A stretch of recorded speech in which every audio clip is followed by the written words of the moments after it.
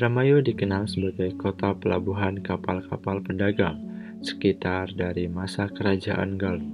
Hal ini dibuktikan dengan adanya pelabuhan Cemano atau biasa dikenal dengan Cimanuk sebagai tempat transit para pelaut Portugis dan juga Spanyol. Di abad yang sama juga, Mataram di bawah Sultan Agung berhasil memperluas mandalanya di tataran Sunda. Memasuki abad ke-17, VOC sebagai perusahaan dagang dari barat menginjakkan kakinya di wilayah Jawa. VOC memindahkan markasnya dari Ambon ke Batavia dan melakukan kontak fisik dan juga kerjasama dengan Mataram, tetapi hal ini ditolak.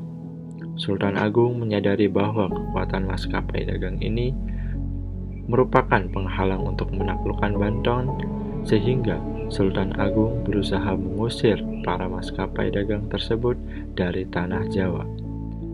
Usaha penyerbuan pun dilakukan di Batavia oleh Mataram pada tahun 1628 dan 1629. Tetapi penyerbuan itu berakhir nihil, kekalahan telak untuk pasukan Mataram yang dipimpin Sultan Agung. Dari penyerangan Mataram ini ke Batavia, ada satu tokoh menarik yang akhirnya menjadi bupati di Indramayu pasca penyerangan Batavia. Ia adalah Batu Gustaka, seorang prajurit Mataram yang berasal dari Bagelen atau Purworejo, dan dalam perspektif Babat dikatakan menemukan Indramayu dari hasil tapa beratanya. Jauh sebelum abad ke-17, Mataram lebih dulu menguasai daerah pesisir utara dan menguasai perekonomian. Kota-kota pelabuhan yang berada di pesisir dipimpin oleh para syah bandar yang menjadi otoritas tertinggi di pelabuhan. Sekitar pertengahan abad ke-17, pasca penyerangan Batavia, Bagustaka menjalankan aktivitasnya menjadi seorang pedagang di wilayah pesisir Indramayu. Ia kemudian meninggalkan Bagelen dan tidak lagi menjadi prajurit dan berkelana di wilayah pesisir. Pada tahun 1646, terjadi pergantian kekuasaan di Kerajaan Mataram Islam. Hal ini dikarenakan oleh wafatnya Sultan Agung pada tahun 1645, yang kemudian digantikan dengan putranya Raden Mas Sayyidin dengan gelar Amangkurat I. Pada masa itu juga, di masa Amangkurat I, terjadi pemberontakan Tronojoyo yang akhirnya Amangkurat I melarikan diri dari keraton untuk meminta perlindungan dan bantuan kepada perusahaan dagang VOC. Tetapi dalam pelariannya, Amangkurat I bersama anaknya Raden Mas Rahmat yang nantinya akan menjadi Raja Mataram Islam selanjutnya dengan gelar Amangkurat II. Dari dinamika yang terjadi di keraton pedalaman Jawa, yaitu Kerajaan Mataram Islam, Bagustaka yang awalnya menjadi prajurit Mataram Islam dan berdagang di pesisir pasca penyerangan Batavia, kemudian diangkat oleh Amangkurat II untuk menata kembali wilayah pesisir Jawa pasca pemberontakan Tronojoyo. Bagustaka diberikan satu wilayah di daerah pesisir pantai utara Jawa, yaitu daerah Dermayon atau sekarang dikenal Indramayu. Ia pun diangkat menjadi bupati pada tahun 1678 dengan gelar Kiai Ngabehi Wiralodra, atau bisa juga disebut gubernur pada masa itu. Nama Wiralodra juga tertulis pada catatan-catatan VOC seperti Dagregister pada tanggal 3 Juni 1678 dan 22 Juni 1678 sebagai Gubernur Jawa di Indramayu.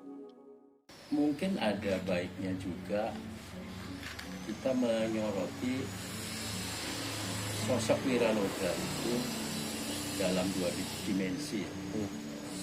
sosok sebagai tokoh legenda dan sebagai tokoh sejarah.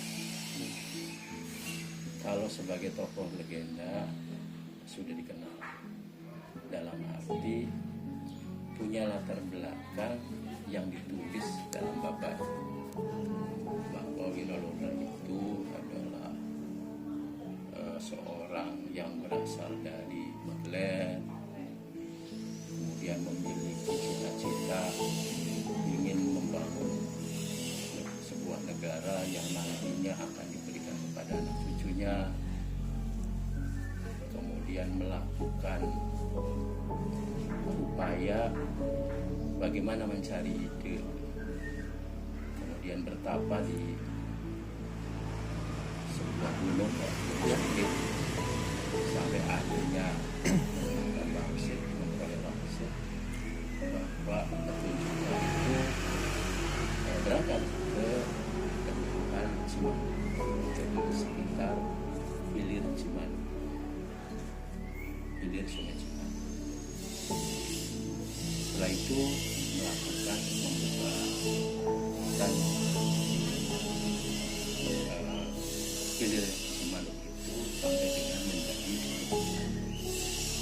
Nah, latar seperti itu adalah latar susastra yang ditulis dalam babad.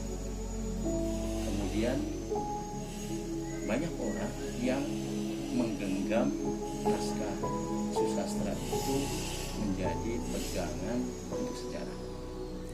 Nah, perspektif kedua, Wiralodra sebagai tokoh sejarah yang dibuktikan dengan beberapa sumber data, apakah itu filologis atau mungkin juga ada arkeologis.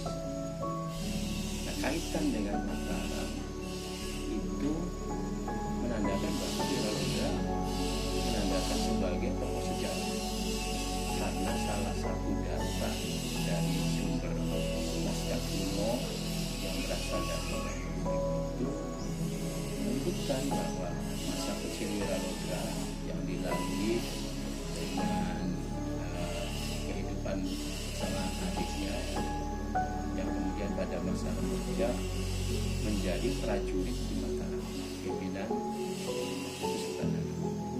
Waktu itu Wiralodra bernama Bagus Taka dan adiknya bernama Bagus Singa. Jadi dua perspektif itu yang harus diketahui oleh kita, bahwa kita mau mengambil sudut sejarahnya atau dari sudut sastranya. Kalau dari sudut sastranya selesai pada babad Dermayu. Tapi ketika kita mengambil dari sisi sejarahnya, maka data itu bukan hanya dari babad, tapi juga beberapa sumber lain. Latar berkaitan dengan VOC tentu akan lebih baik juga sebelum itu. Tadi sudah saya jelaskan bahwa Wiralodra masuk sebagai prajurit. Dari situ kemudian salah satu cita-citanya Sultan Agung Mataram itu kan menguasai Pulau Jawa.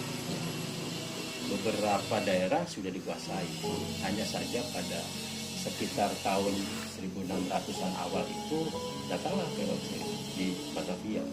Ini kan menjadi suatu ganjalan bagi Sultan Agung Mataram, sehingga ya dengan berbagai pemikiran dan sebagainya terjadilah penyerangan itu di VOC. Itu terjadi 1628 dan 1629. Jadi pasukan Sultan Agung itu didukung oleh beberapa pasukan yang ada di daerah menyerbu Batavia. Nah, salah satu laskarnya itu adalah Sultan Wiralodra. Tetapi penyerangan itu mengalami kegagalan, kekalahan. Nah, dari situ maka VOC menjadi masuk ke Pulau Jawa karena kekalahan kerajaan besar di Pulau Jawa kan. Artinya Mataram ini gagal menguasai Pulau Jawa. meskipun demikian kerajaan itu tetap eksis. Di sisi lain VOC bisa masuk sampai dengan Sultan Agung meninggal, diganti anaknya Amangkurat I. Amangkurat I dengan VOC ini juga melakukan kolaborasi. Salah satunya ya sisi Amangkurat adalah mengenai bagaimana bisa berkuasa, sementara VOC kan bisa berniaga sampai dengan diganti pada Amangkurat II. Nah, pada zaman Amangkurat II itulah melakukan penataan pesisir utara Pulau Jawa sampai dengan membuat wilayah-wilayah yang menjadi pemerintahan di bawah Mataram. Salah satunya adalah Indramayu. Maka terbentuklah Kabupaten Indramayu. Orang yang ditunjuk menjadi bupati itu ternyata yang terpilih adalah Wiraloda. Tentu dengan persetujuan VOC. Dan persetujuan VOC itu ada dalam register VOC, tertulis di situ. Mengapa terjadi kekuasaan Amangkurat II itu ada persetujuan VOC? Karena tadi ada kolaborasi antara berbagai kekuasaan di situ, pemerintahan dalam kekuasaan politis, ini kekuasaan ekonomi. Nah, bagaimana kemudian pemerintahan Wiralodra? Kalau dalam pengamatan saya ya, melalui beberapa sumber tadi itu bisa ditafsirkan bahwa pemerintahan Kabupaten Indramayu itu bagian dari negara yang bernama Mataram. Tentu kebijakannya juga sesuai dengan apa yang diarahkan oleh Mataram. Di sisi lain juga sesuai dengan apa yang diinginkan oleh VOC. Nah, pertanyaan tadi mengenai ada hutang. Iya. Mohon dijelaskan nih, hutang secara pribadi atau hutang sebagai kabupaten? Soalnya ada hutang pribadi, ada hutang kabupaten. Ada dua-duanya Pak, malahan. Mungkin dari hutang pribadi aja dulu. Ya. Itu gimana? Kalau hutang pribadi itu ada dalam catatan VOC. Rekan saya, peneliti sejarah Indramayu juga, Iskandar Zulkarnain, itu kan melakukan penelitian arsip-arsip VOC yang berhubungan dengan Indramayu. Iya. Ditemukan sekitar 50 arsip, ada register dan yang lainnya. Di situ ditulis bahwa setelah perang di Batavia 1628-1629 dan belum terbentuk Kabupaten Indramayu, Wiraloda itu berniaga. Sebagaimana orang berniaga ya ada hutang piutang dan sebagainya. Dan uniknya di situ VOC mencatat apa yang dilakukan oleh para aktivis lah dalam hal ini. Artinya catatan VOC itu bukan hanya mencatat tentang Wiraloda saja, juga mencatat beberapa tokoh yang lain dan diarsipkan di VOC itu, yang ada di Arsip Nasional kalau tidak salah. Itu menandakan bahwa Wiraloda itu sebelum menjadi bupati adalah berniaga, seorang pedagang, sehingga karir sebagai sebagai orang yang berdagang itu tentu berhubungan dengan modal dan sebagainya. Itu secara pribadi, itu sebelum menjadi bupati.